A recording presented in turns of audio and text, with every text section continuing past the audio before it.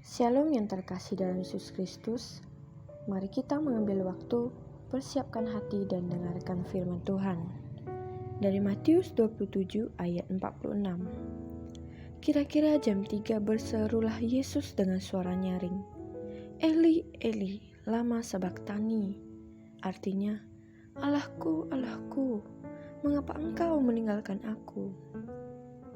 Ada seorang pemuda yang pergi meninggalkan ayahnya yang sudah tua untuk merantau mencari pekerjaan.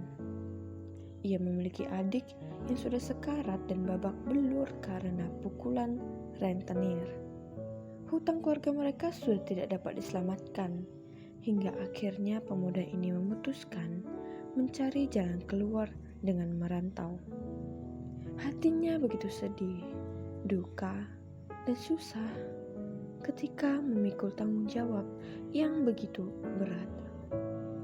Tidak bisa berada di dekat ayah dan adiknya, kerja banting tulang hingga setengah mati, sampai akhirnya dapat melunasi hutang keluarganya. Kisah ini menggambarkan adanya tuntutan pengorbanan di dalam kehidupan manusia, di mana hal ini juga dirasakan oleh Yesus Kristus saat ia disalibkan. Menanggung malu dan kutuk karena dosa manusia, menerima caci maki, hinaan, bahkan kematian di kayu salib. Yesus Kristus menjalankan tanggung jawab tersebut sampai titik di mana Allah meninggalkan dirinya. Mengapa Allah meninggalkan anaknya? Setiap perbuatan ada konsekuensi yang diterima. Yesus dihukum mati. Apakah karena ia berdosa?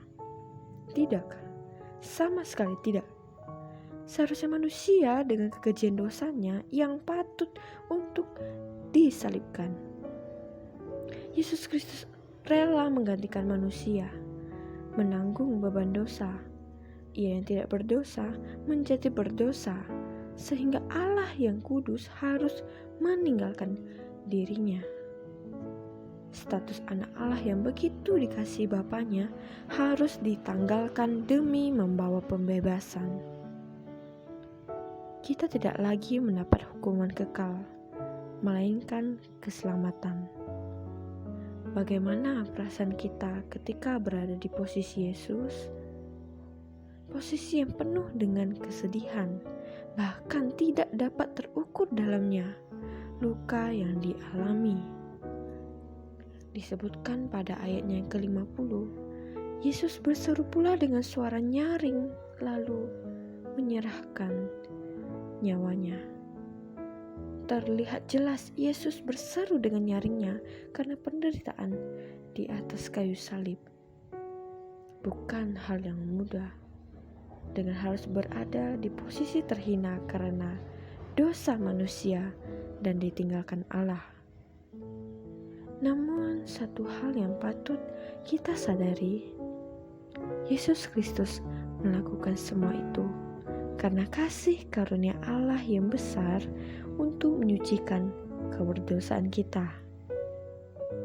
Masih adakah di antara kita yang belum menyadari dan menerima keselamatan? Mari saat ini kita renungkan pengorbanan Tuhan Yesus bagi kita.